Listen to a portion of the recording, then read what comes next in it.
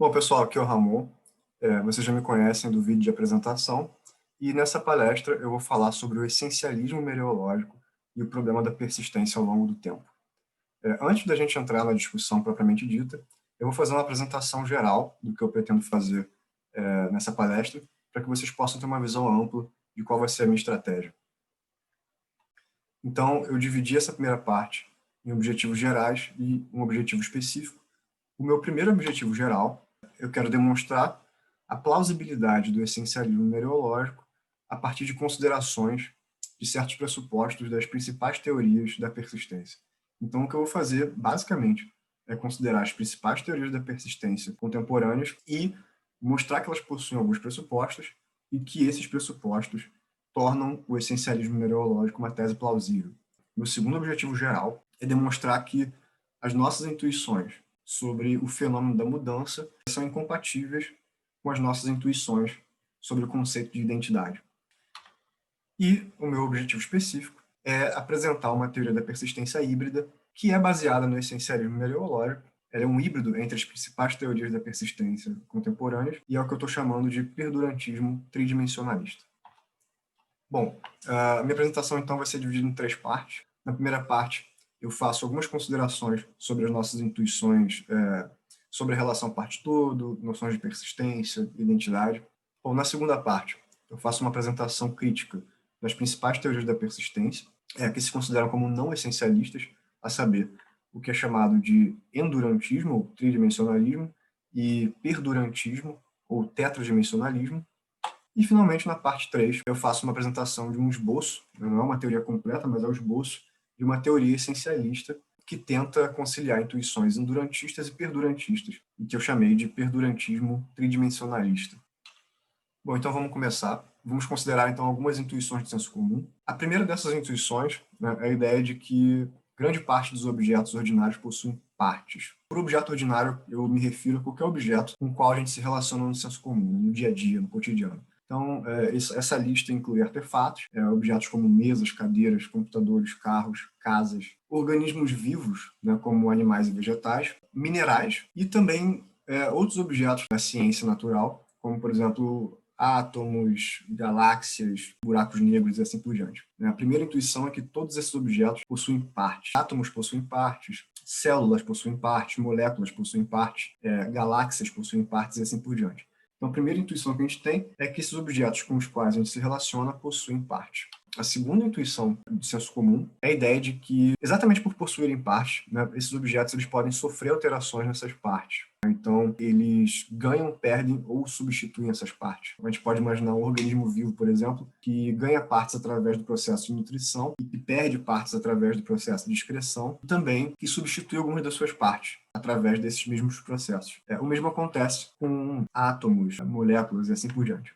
Então, a gente tem aqui um corolário, né, intuitivo, uma coisa que se segue diretamente dessas duas afirmações, que é a ideia de que os objetos ordinários são capazes de sobreviver a essas mudanças. Então, se esses objetos podem ganhar, perder ou substituir as suas partes, isso significa que eles são capazes de sobreviver a essas mudanças. Significa que eles continuam a ser os mesmos. Eles mudam, mas ainda assim eles são os mesmos objetos. A conclusão, então, é de que os objetos ordinários persistem ao longo do tempo, porque persistência significa exatamente isso, né? Se você persiste ao longo do tempo, significa que você muda e, ao mesmo tempo, de alguma forma, continua a ser o mesmo em instantes distintos. Então, vamos agora à nossa intuição conceitual, né? Eu estou fazendo uma distinção entre intuição do senso comum e intuição conceitual, porque o que eu vou falar agora é sobre o conceito de identidade, e esse é o tipo de coisa que, apesar de a gente pressupor, digamos assim, no nosso discurso ordinário, a gente não costuma falar sobre isso, né? É o tipo de coisa com o qual a gente se relaciona tão diretamente como aquelas intuições que eu acabei de mostrar. Uma primeira intuição conceitual. Se você tem duas descrições completas de características de dois objetos, e essas descrições elas coincidem ponto a ponto, ou seja, elas são exatamente as mesmas, então, na verdade, elas descrevem o mesmo objeto. Então, a ideia é a seguinte, suponha que você tem dois objetos, e você tem duas listas, né? Cada uma dessas listas, ela descreve cada um desses objetos completamente. Se essas listas coincidem ponto a ponto, ou seja, cada item de uma lista está presente na outra, então, intuitivamente, a gente diria que essas listas descrevem o mesmo objeto, porque são listas supostamente distintas, mas que contém os mesmos membros. Então, para dar um exemplo mais concreto, se a descrição completa do autor da República coincide totalmente com a descrição completa de Platão, então nós estamos legitimados a afirmar que Platão simplesmente é o autor da República, porque nós estamos falando de um único indivíduo e não de dois. Então, suponha que você tem dois indivíduos, o autor da República e Platão, e você tem uma lista que descreve completamente o autor da República e outra lista que descreve completamente Platão. E você percebe que essas duas listas descrevem esses objetos da mesma maneira. Nós somos levados a crer que, na verdade, essas listas descrevem o mesmo objeto, né? Porque elas coincidem ponto a ponto na sua descrição. Então, um corolário conceitual é que objetos que compartilham todas as suas características são numericamente idênticos. O segundo corolário que se segue, né, é de que objetos numericamente idênticos compartilham todas as suas características entre si ou consigo mesmo. É claro, né, se um objeto é numericamente idêntico a si mesmo, né, se o objeto é um, é aquele objeto, ele não poderia ter propriedades distintas de si mesmo, caso contrário, ele seria distinto de si mesmo, que é contraditório. Com base nessas intuições conceituais, a gente pode então formular uma lei que é chamada Lei de Leibniz. É a lei que descreve o conceito de identidade. Essa lei de Leibniz ela é formada a partir de dois princípios, né? Um é o princípio de identidade dos indiscerníveis e o outro é o princípio de indiscernibilidade dos idênticos, né? Bom, o princípio de identidade dos indiscerníveis diz que dois objetos indiscerníveis são idênticos, né? E o princípio de indiscernibilidade dos idênticos diz que dois objetos idênticos são indiscerníveis, né? Você não pode distinguir dois objetos idênticos. Formalmente, né, a gente tem essa fórmula que diz o seguinte: para todo x e para todo y, e para toda característica ou propriedade z, se x tem z equivale a dizer que y tem z, então isso é equivalente a dizer que y é igual a x, né, que eles são idênticos. Então, de maneira informal, se dois objetos quaisquer compartilham todas as suas propriedades, então eles são um e o mesmo objeto e vice-versa, né? Você tem vocês vão ter aqui, então, não sei se dá para ver na tela, mas essa primeira parte da bisjunção, né, diz que se os objetos possuem todas as mesmas propriedades, então eles são idênticos, e, inversamente, se eles são idênticos, então eles possuem todas as mesmas propriedades. Bom, então vamos ver o que são propriedades, né? Propriedades são todos os aspectos qualitativos que um objeto pode ter, né? Em geral, essas propriedades também são chamadas de propriedades categóricas, para diferenciar, por exemplo, de propriedades disposicionais, tá? Então, propriedades categóricas seriam coisas como a cor, o peso, o formato de um objeto, né? Propriedades disposicionais são coisas como ser solúvel, ou ser frágil, ou ser capaz de fazer alguma coisa, né? São propriedades que dizem respeito às disposições que um objeto tem de manifestar certa coisa em determinada situação, né? As propriedades categóricas são propriedades que não têm essa característica disposicional. Em geral, propriedades são distintas de partes, né? A gente não tem uma noção muito clara do que é uma parte. A noção de parte é uma noção primitiva em filosofia, normalmente tomada como tão básica, né, que você não poderia explicá-la em função de nada mais básico ainda. Mas existem algumas caracterizações intuitivas do que significa ser parte. Então, por exemplo, Sócrates, no diálogo Parmênides, determina que partes são sub-regiões de um determinado objeto, né? Ele fala sobre a diferença entre o lado direito e o lado esquerdo, o lado de cima e o lado de baixo, o lado da frente e o lado de trás. Então, partes seriam entendidas como sendo sub-regiões de determinado objeto. Aristóteles dá uma definição parecida, de acordo com a qual partes são aquilo no qual uma quantidade pode ser dividida, tá? Então, você tem um determinado objeto e você, digamos assim, divide esse objeto e aquilo no qual ele é dividido são as suas partes. Então, obviamente, a ideia é de que objetos compostos podem ser divididos e objetos simples, como átomos, não poderiam ser divididos, então não teriam parte nenhuma. Uma outra forma de pensar a noção de parte, né, que é mais associada aos desenvolvimentos mais recentes da mereologia clássica, é a ideia de que partes são componentes destacáveis de uma entidade, né? Então, você tem, por exemplo, uma mesa, e aí, bom, os componentes destacáveis dela são o seu tampo, as suas pernas, e assim por diante, seus parafusos, enfim, esse tipo de coisa. Bom, como é que funciona, então, a predicação na filosofia, né? Na lógica clássica e também na metafísica, né? A gente diz que se x tem a propriedade de ser f, né, então f de x, né, essa formalização. Se x é f, nós dizemos que f de x. Agora, a gente pode entender a noção de parte como sendo propriedade também, né? Então, partes como propriedades mereológicas. Existem duas formas de fazer isso, né? Uma é ir do todo à parte e dizer que a totalidade x tem a propriedade de ter y como parte, ou ir da parte ao todo e dizer que y tem a propriedade de ser parte de x. Para o que interessa a gente, eu vou assumir a primeira versão, né, que é a versão do todo à parte, porque a gente está falando de objetos completos, né, e persistência de objetos, então vai ser interessante para a gente tomar a noção de ter um objeto como parte, como sendo uma propriedade mereológica que um objeto pode ter. Então vamos voltar aqui à lei de Leibniz, tá? E como a gente viu, o formalismo é esse, né? Para todo x, para todo y e para toda propriedade z, se x tem a propriedade z, equivale a dizer que y tem a propriedade z, isso equivale a dizer que eles são idênticos, né? Então, se x e y compartilham todas as suas propriedades, eles são idênticos. A gente pode incluir propriedades mereológicas, né, nessa lista de propriedades. Então, a gente poderia substituir, por exemplo, z por uma propriedade mereológica do tipo ter um objeto tal como parte. E quando a gente faz isso, né, a gente vê que a lei de Leibniz implica no essencialismo mereológico.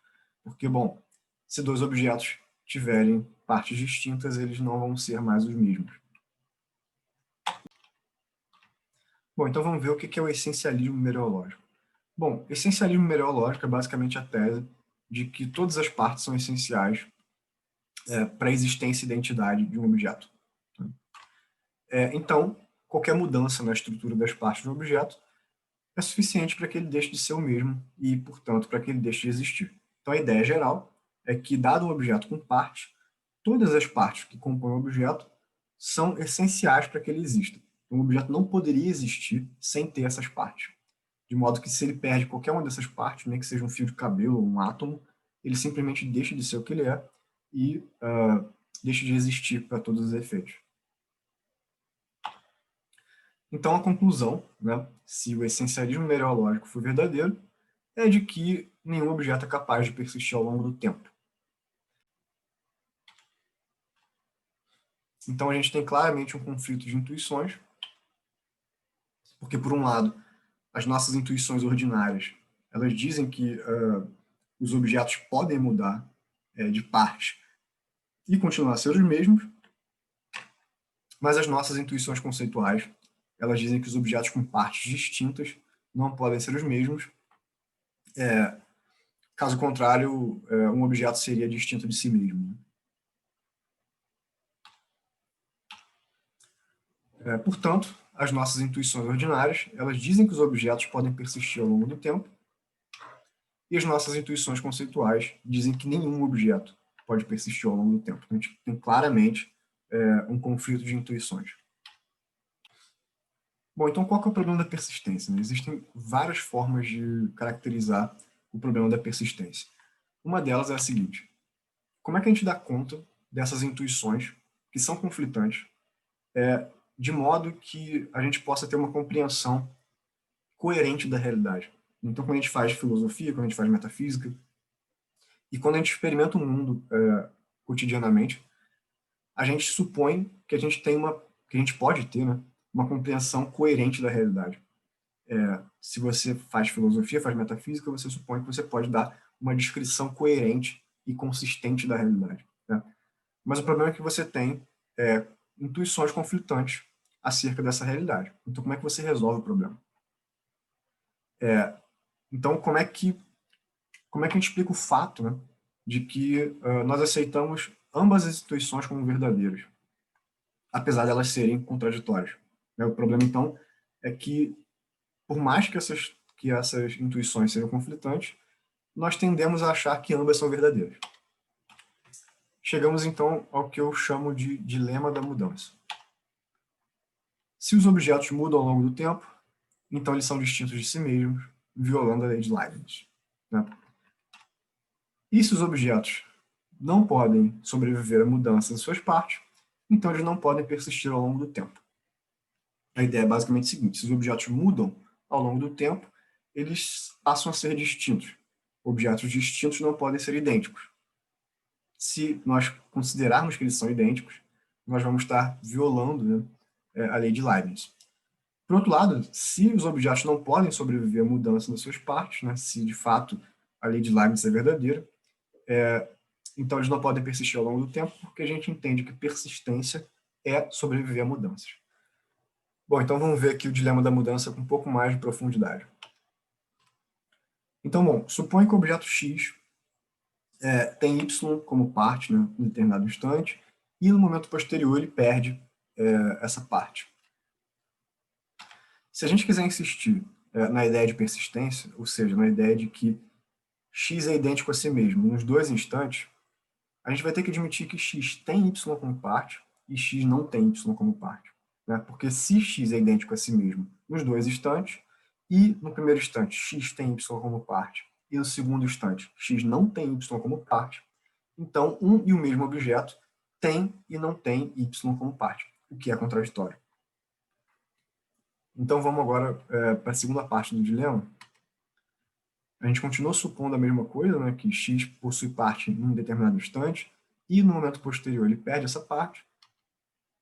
E agora, se a gente quiser insistir na lei de Leibniz, ou seja, insistir no nosso conceito de identidade, e insistir na ideia, né, de que X no primeiro instante é distinto de X no segundo instante, então a gente tem que aceitar a ideia de que os objetos eles existem de maneira estática do ponto de vista metafísico, ou seja, que eles não mudam.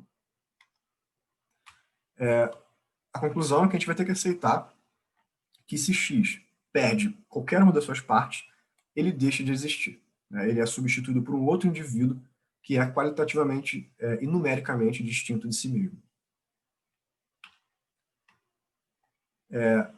A conclusão, então, né, é que se a gente quer manter nossas intuições ordinárias, nós temos que rejeitar a lei de Leibniz. Então, uma caracterização final do dilema da mudança é o seguinte: se os objetos mudam suas partes e continuam a ser os mesmos, então os objetos são capazes de persistir. Né?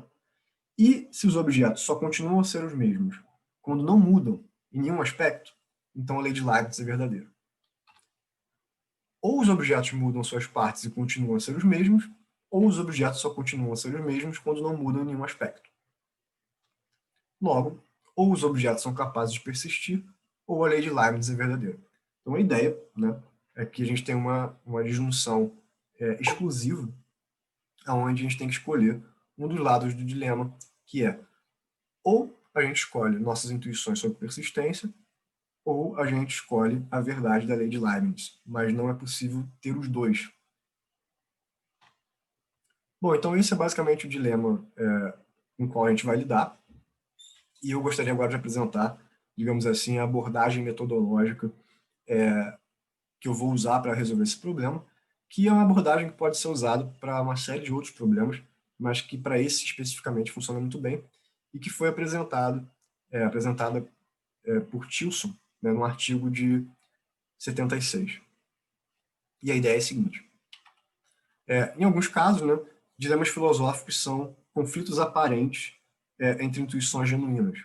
Então você tem as intuições são verdadeiras, ambas as intuições são reais, mas o conflito entre essas intuições é meramente aparente.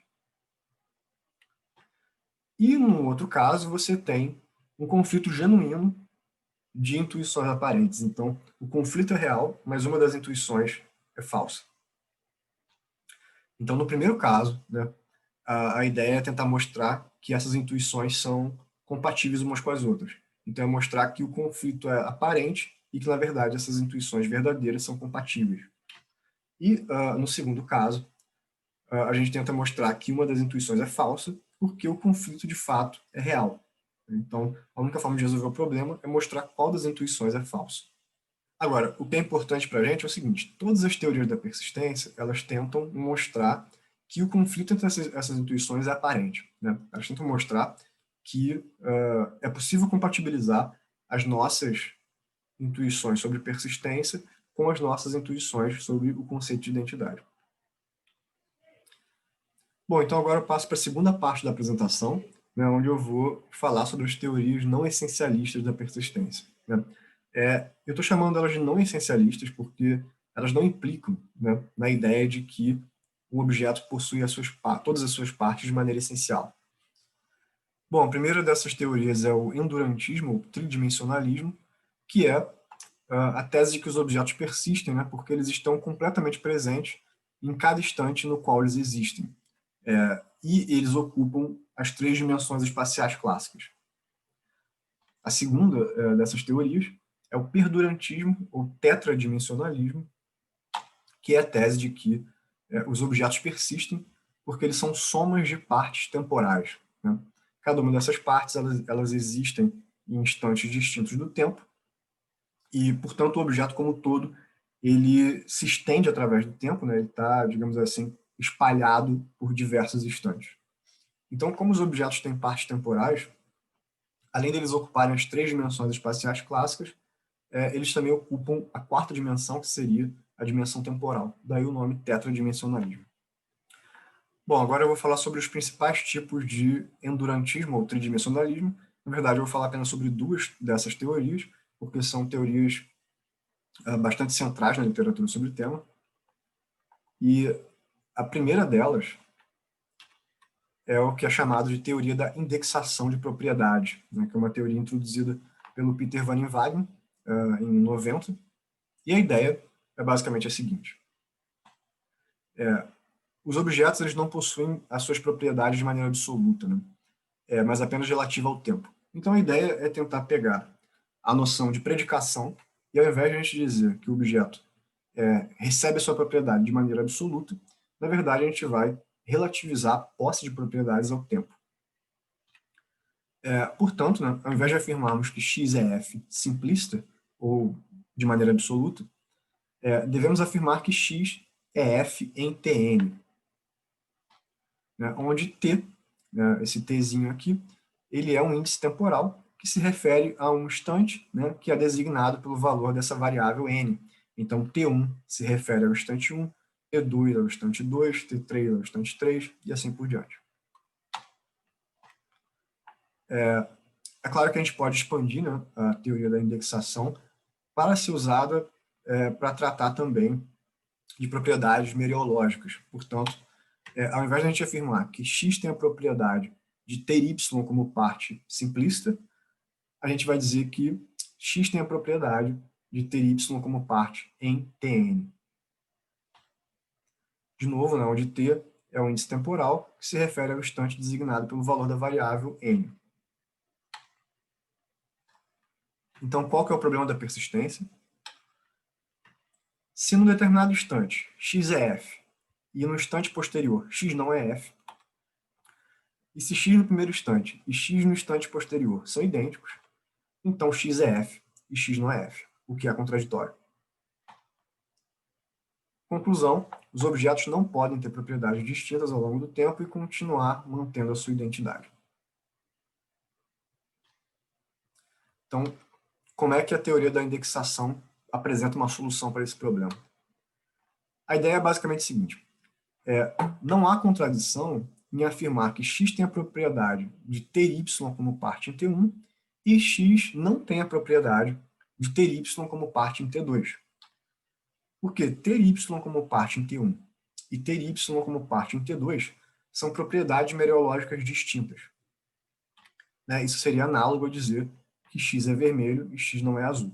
Então a ideia é que quando você relativiza a propriedade ao tempo, então o objeto ter duas propriedades que são relativas a instantes distintos, significa que ele tem duas propriedades distintas. Portanto, a gente não tem presença e ausência simultânea de propriedades no mesmo objeto. A conclusão que a gente chega é que os objetos podem ter propriedades distintas ao longo do tempo e manter a sua identidade. Bom, então a gente pode ver como que a teoria da indexação de propriedades resolve o problema. A questão é que nem todo mundo acha que a ideia de relativizar propriedades ao tempo é tão legal assim, e algumas pessoas querem manter a nossa intuição de que os objetos podem ter suas propriedades de maneira absoluta. Para isso, foi desenvolvida a teoria adverbialista. Foi introduzida por Lowe em 88, e a ideia é a seguinte: os objetos de fato possuem as suas propriedades de maneira absoluta, mas eles diferem quanto ao modo em que eles possuem essas propriedades. Então a ideia é meio que transformar a posse de propriedade como sendo modificada por um advérbio, ou de maneira adverbial. Então, da mesma maneira que uma pessoa anda lentamente, e em seguida ela anda rapidamente, ela ainda é a mesma pessoa exibindo a mesma propriedade, a saber, estar andando. Agora, a questão é que ela exibe essa propriedade de modos distintos. Então, ela anda lentamente e anda rapidamente. Então, de novo, a pessoa é a mesma, a propriedade é a mesma, mas o modo como ela possui a propriedade é o que muda. Então, essa qualificação de modo, ela pode ser atrelada aos instantes do tempo, da mesma maneira que a gente pode atrelar a outras modalidades. Bom, então, ao invés de a gente afirmar que em T1 x é f, a gente tem que dizer que x é f ao modo de T1, ou que x é ao modo de T1f. Então, de maneira informal, seria a mesma coisa que dizer que x é f T1mente. Da mesma maneira que a gente fala que x anda lentamente, a gente pode dizer que x é f T1mente.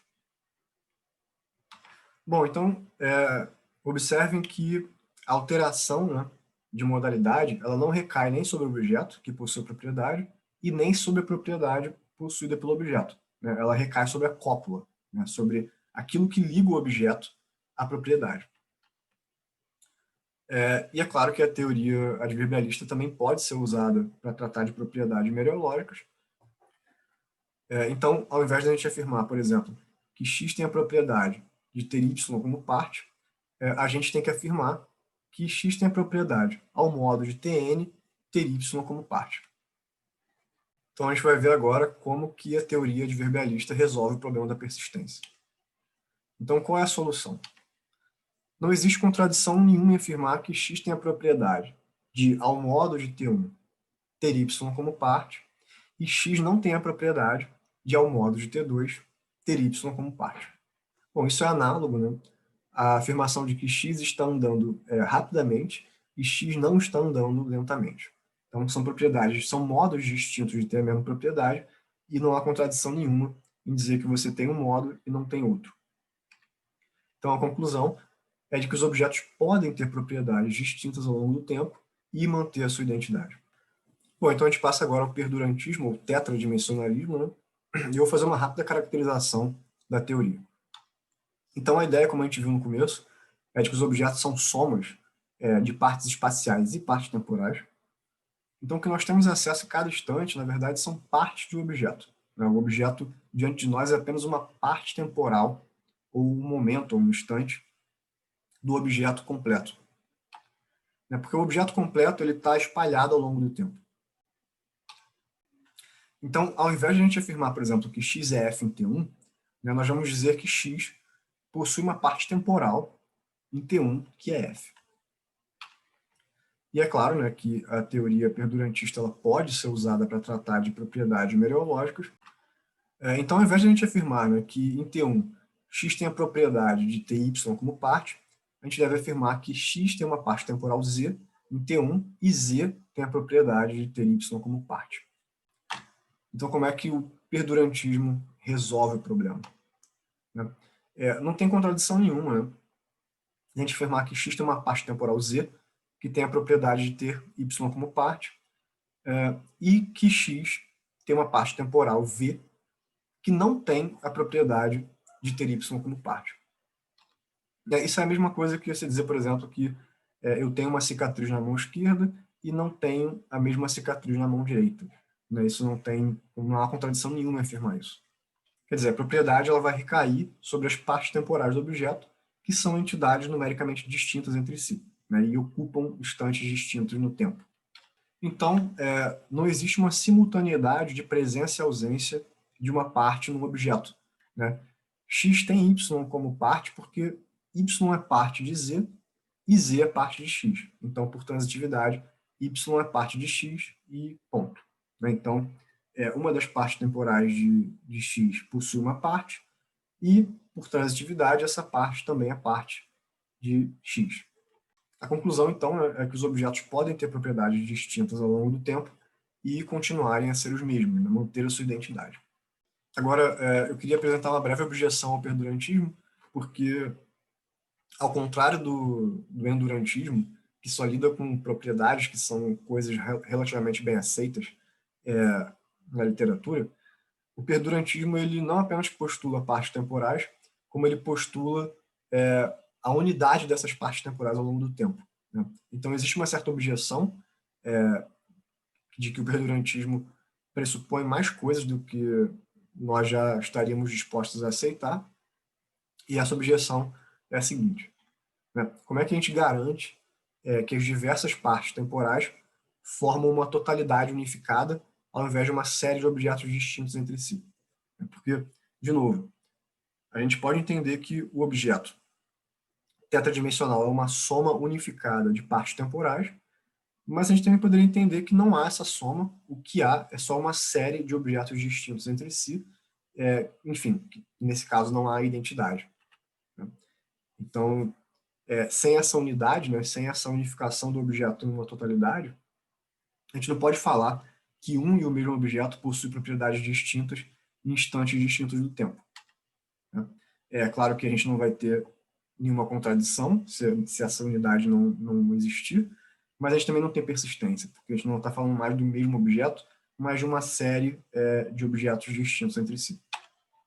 Então, a objeção é: como é que a gente garante que exista a soma, que exista o objeto tetradimensional? A resposta do Lewis e do Sider é o que a gente chama de universalismo mereológico. Bom, e o que é o universalismo mereológico? O universalismo é a tese de que não existem bons critérios para a ocorrência da composição. Ou seja, quando alguns objetos se relacionam de modo a formar uma totalidade.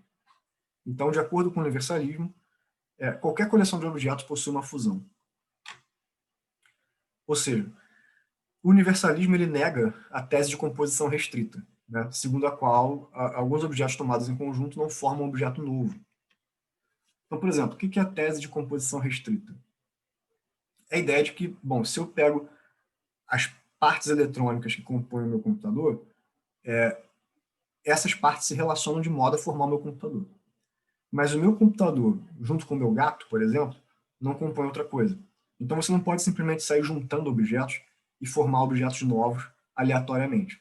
Né? Existem critérios. Né? Daí a ideia de que a composição é restrita. E o universalismo ele nega exatamente isso. Portanto, né, se o universalismo mereológico for verdadeiro, então qualquer coleção de objetos, né, possui uma fusão. Então, dado qualquer objeto A, B, C, N, né, existe um objeto X que é a fusão, ou seja, tem aqueles objetos como parte. Então, por exemplo, existe um objeto que é a fusão do meu gato com o meu computador, e esse objeto ele é um objeto tão genuíno quanto o meu gato e o meu computador tomados separadamente. Então, a gente pode ver que a principal motivação para o tetradimensionalismo, né, para a ideia de que existe uma fusão unificada das partes temporais, é o universalismo. O problema é que o universalismo ele parece ser uma tese bastante extravagante e bizarra. Então, o que fundamenta a própria verdade do universalismo mereológico? Bom, qual é a principal motivação? Bom, segundo Lewis e Sider, a principal motivação para o universalismo é o argumento da vagueza, que pode ser descrito da seguinte maneira. Vamos supor, por hipótese, que a composição ela pode ser restringida por critérios. Sider e Lewis vão argumentar que disso se segue o seguinte: toda e qualquer restrição, né, sobre a composição é vaga. Então, todo critério que você puder usar para restringir a composição vai ser um critério vago.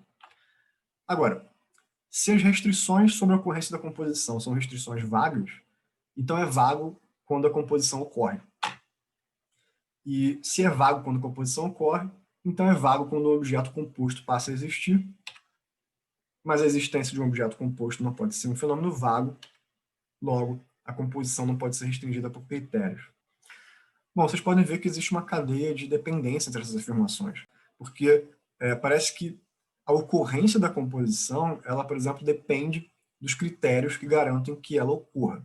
Agora, se esses critérios são vagos, então a própria ocorrência da composição vai ser vaga. A existência de um objeto composto parece depender da ocorrência da composição. Então, se a ocorrência da composição for vaga, a própria existência do composto vai ser vaga.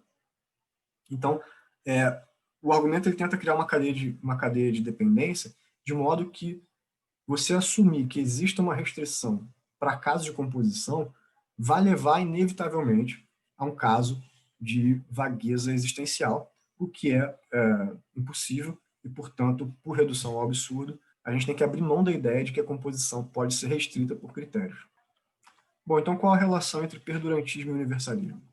A ideia é bastante simples. Se você não tem critério nenhum para a ocorrência da composição, se a composição pode ocorrer meramente pela existência dos objetos, então ela pode ocorrer ao longo do tempo. Portanto, assim como há fusão de objetos aleatórios no mesmo instante, também pode haver a fusão de objetos aleatórios em instantes distintos.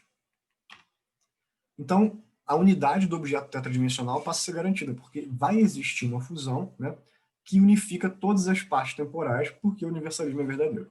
Bom, então aqui a gente encerra essa apresentação preliminar das teorias da persistência, e agora eu quero mostrar qual é o pressuposto por trás de todas essas teorias e que vai levar à plausibilidade do essencialismo mereológico. É o que eu chamo de falácia do não essencialismo. Então, vamos retomar a abordagem do Tilson, né, para esse problema que a gente está tentando resolver. Então, em alguns casos, né, nós temos dilemas filosóficos como conflitos aparentes de intuições genuínas. Em outros casos, nós temos esses dilemas como conflitos genuínos entre intuições aparentes. E, no primeiro caso, a gente tem que mostrar que as intuições são compatíveis umas com as outras, né, porque o conflito é aparente. E, no segundo caso, a gente tem que mostrar que uma das intuições é falsa e qual delas é falsa. A minha posição é basicamente de que nenhuma teoria da persistência dá conta de compatibilizar as nossas intuições sobre identidade e as nossas intuições sobre a persistência dos objetos. Então, se não é possível fazer essa compatibilização, a gente tem que partir para a segunda estratégia do Tilson, que é mostrar que uma das intuições é falsa. E o meu objetivo é tentar mostrar que as nossas intuições sobre persistência, elas devem ser rejeitadas porque são falsas, em prol da verdade da lei de Leibniz. O que eu vou fazer, então, é mostrar que todas as teorias da persistência que se pressupõem como não essencialistas, na verdade, elas pressupõem a verdade do essencialismo. Então, o pressuposto teórico por trás dessas abordagens é de que, no final das contas, o essencialismo é verdadeiro. Então, a gente vai começar com uma análise das teorias endurantistas, né, ou tridimensionalistas. Então, vamos começar com a teoria da indexação de propriedades, segundo a qual não existe contradição em afirmar que x tem a propriedade de ter y como parte em T1 e x não tem a propriedade de ter y como parte em T2. Com base nisso, eu vou apresentar a minha objeção modal. A objeção é a seguinte: x poderia não ter a propriedade de ter y como parte em T1, ou ainda x poderia não ter tido y como parte em T1, né, ou a propriedade de ter y como parte em T1. Essa objeção modal pode ser colocada de maneira mais precisa, que é a seguinte: existe um mundo possível Wn no qual x não tem a propriedade de ter y como parte em T1. A ideia de mundo possível se remete à semântica dos mundos possíveis, né, que trata afirmações modais como sendo afirmações sobre possibilidades, né, como o mundo poderia ser. Então, W é um índice modal, ele se refere a mundos possíveis, e N é uma variável que diferencia os mundos, então W1 é um mundo, W2 é outro mundo, W3 é outro mundo, e assim por diante. Então, com base nessa objeção modal, eu pretendo apresentar o dilema modal, que é o seguinte. Por um lado, se não existe um mundo Wn no qual x não tem a propriedade de ter y como parte, então x não poderia ser diferente do que ele atualmente é. Logo, x tem essencialmente as partes que ele possui no mundo atual e, portanto, o essencialismo mereológico é verdadeiro. Por outro lado, se há um mundo Wn no qual x não tem a propriedade de ter y como parte em T1, então x tem a propriedade de ter y como parte em T1 e x não tem a propriedade de ter y como parte em T1. Bom, em seguida você vai dizer, é muito fácil responder essa objeção porque o adepto da teoria indexical ele pode simplesmente expandir o vocabulário dele de modo a introduzir índices modais. Então, o que ele pode fazer basicamente é dizer que, ao invés de você afirmar que x tem a propriedade de ter y como parte em T1, você vai afirmar que x tem a propriedade de ter y como parte em T1 em W1. Então, você faz indexação da propriedade tanto a tempos quanto a mundos possíveis.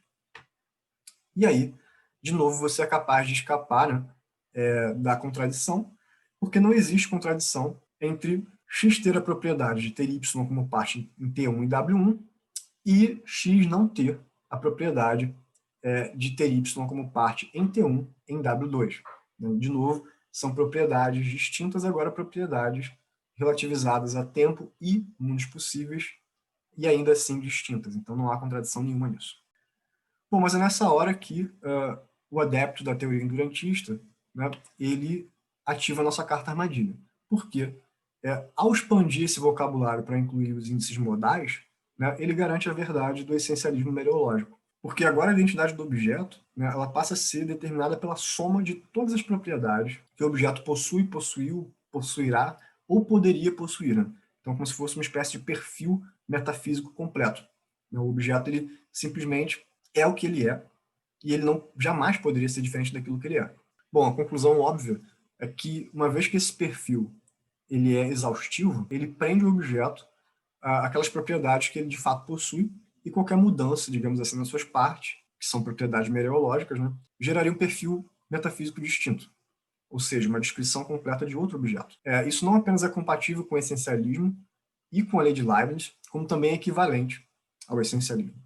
Então, por exemplo, considera o objeto Z, né, um objeto composto, de tal modo que Z não tem a propriedade de ter Y como parte em W1 em T1 e Z tem a propriedade de ter Y como parte em T1 e W2. A gente vai chegar à conclusão de que Z é distinto de X, porque Z tem propriedades invertidas em relação a X. Em T1 em W1, X tem a propriedade de ter Y como parte, mas Z não tem. Em T1 e W2, X não tem a propriedade de ter Y como parte, mas Z tem.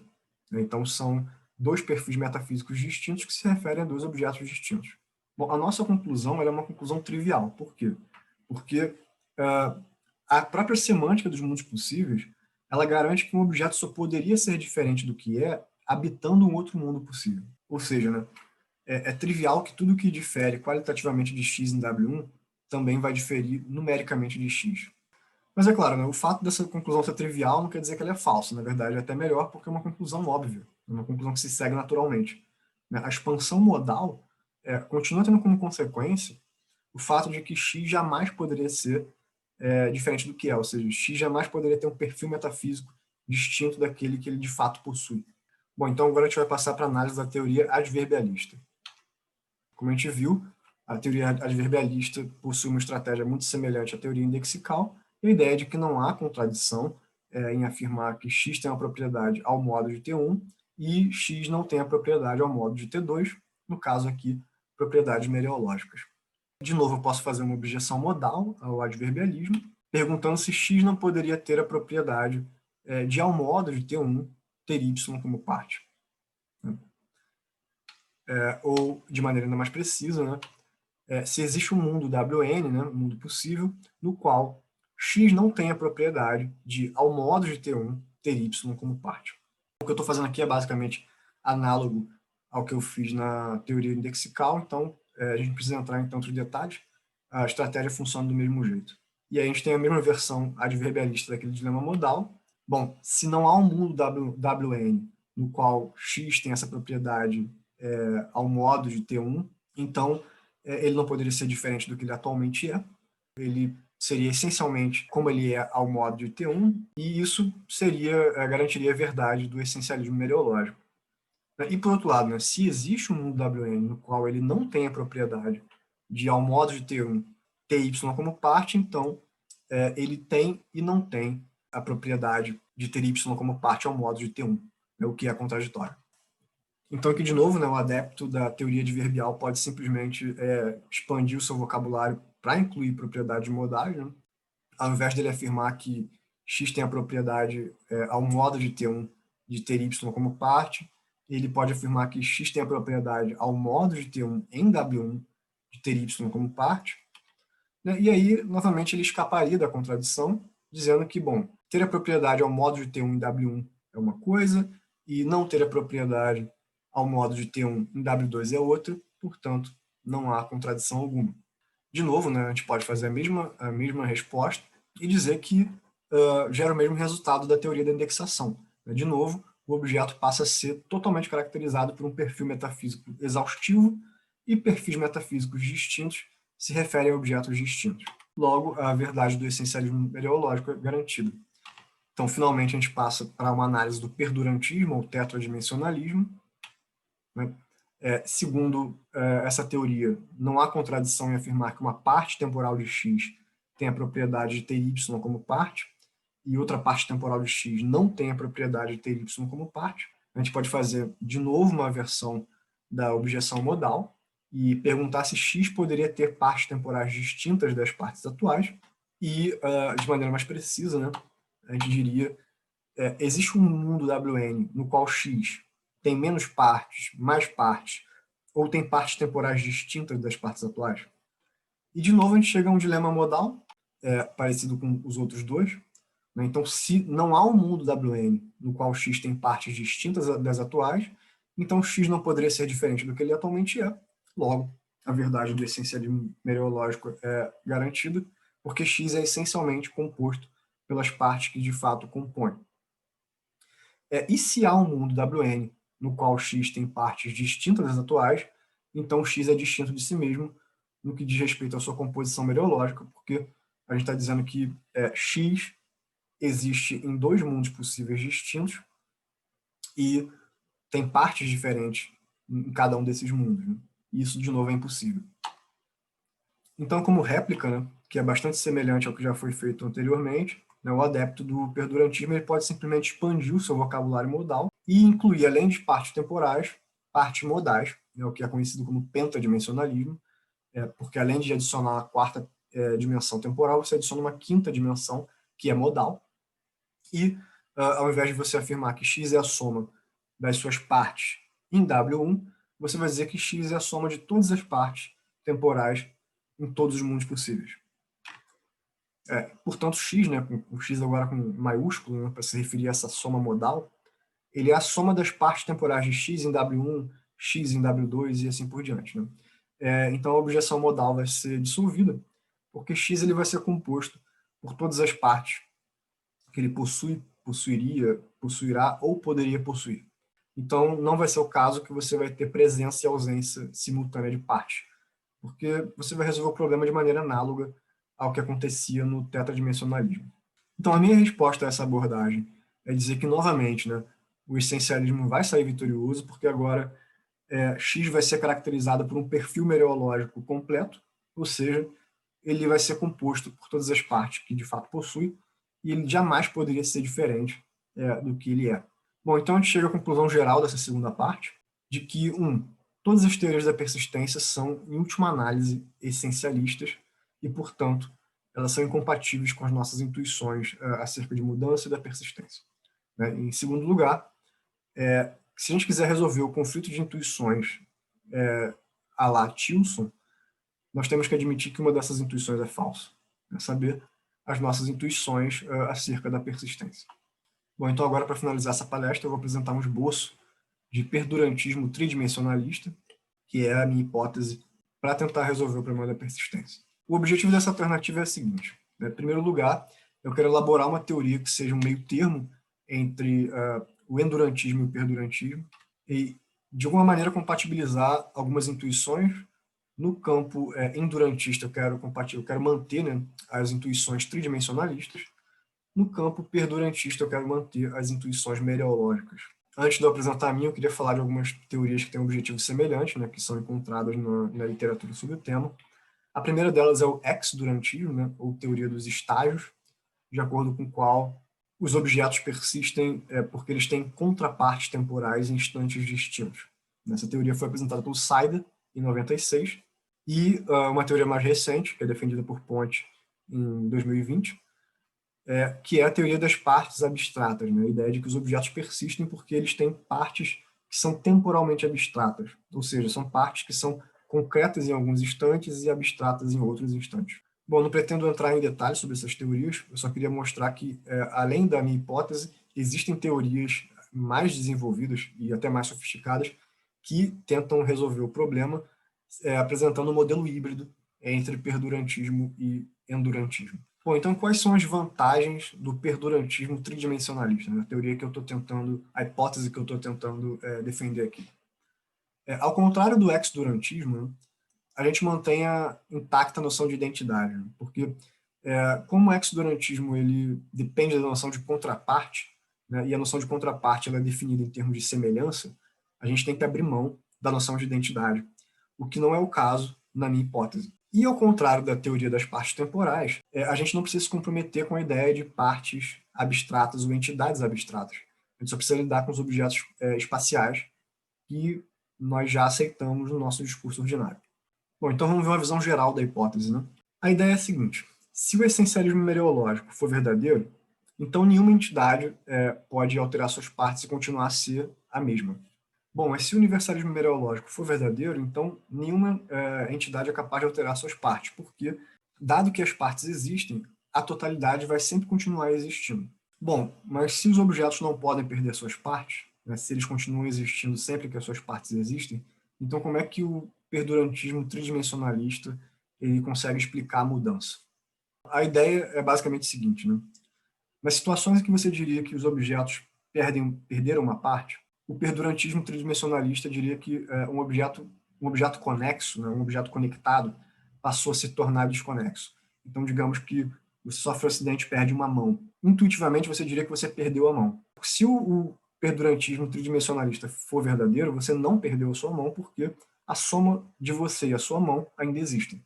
No entanto, você pode explicar essa intuição de que você perdeu a mão dizendo que um objeto que era um objeto conectado, um objeto conexo, se tornou um objeto desconexo. Agora sua mão está desconectada do seu corpo, apesar da fusão ainda existir, mas a mudança é explicada em termos de mudança de um estado extrínseco. Um objeto que era conexo se tornou um objeto desconexo. Numa situação inversa, né, em que você diria que um objeto ganhou uma parte, o perdurantismo tridimensionalista ele diria que um objeto que antes era desconexo se tornou um objeto conexo. Então, por exemplo, se você se alimentou e ganhou partes através da alimentação, aquelas partes que já existiam e a fusão de você e as suas partes que já existiam, né, antes ela era um objeto desconexo, né, o alimento estava longe de você, e agora quando você ingeriu o alimento, esse alimento passou a estar conectado às outras partes do seu corpo, mas a fusão sempre existiu e ela era antes uma fusão desconexa e passou a ser uma fusão conexa. Então você explica perda de partes através de afastamento e você explica ganho de partes através de aproximação. É claro que no final das contas o objeto não ganhou nem perdeu partes, né, mas a nossa intuição de que ele ganhou ou perdeu parte é explicada através desses movimentos extrínsecos. E a mudança em geral, né, ela vai ser explicada então por uma sucessão de partes espaciais. Da mesma maneira que a gente tem a ilusão de mudança quando a gente vê um desenho animado, que na verdade é uma sucessão de partes estáticas, que, colocadas em sucessão contínua, geram a ilusão de movimento. Da mesma maneira, a aproximação e afastamento das partes gera a ilusão de mudança no contexto do perdurantismo tridimensionalista. Bom, essa tese do perdurantismo tridimensionalista, ela mantém uma intuição perdurantista, né, de que o objeto só é parcialmente percebido, né, na medida em que, na maioria das vezes, a gente só pode perceber algumas das suas partes espaciais. Então, por exemplo, as partes que compõem o meu corpo há 29 anos não podem ser percebidas agora, elas estão dispersas pelo espaço, né? e provavelmente estão compondo outros objetos.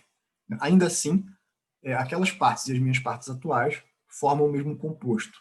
Mas, de novo, o objeto como um todo ele está completamente presente em cada instante, né, que ele existe, porque ele ocupa apenas as três dimensões espaciais clássicas. Então, o perdurantismo tridimensionalista ele consegue conservar o aspecto mereológico do perdurantismo e a ideia de que a gente só tem acesso a parte do objeto, porém sem colapsar as noções de substância e processo. Porque o tetradimensionalismo ele colapsa a ideia de substância na ideia de processo, porque o objeto passa a ser tomado como um evento que se dá ao longo do tempo e não mais como um objeto completamente localizado numa coordenada espaço-temporal, como seria o caso de uma substância de natureza aristotélica ou algo do tipo. A gente só tem acesso, né, parcial ao objeto por uma questão de percepção espacial. Não é uma questão ontológica, não é a da própria natureza do objeto que ele não esteja presente, mas sim uma questão de que nós não temos acesso epistêmico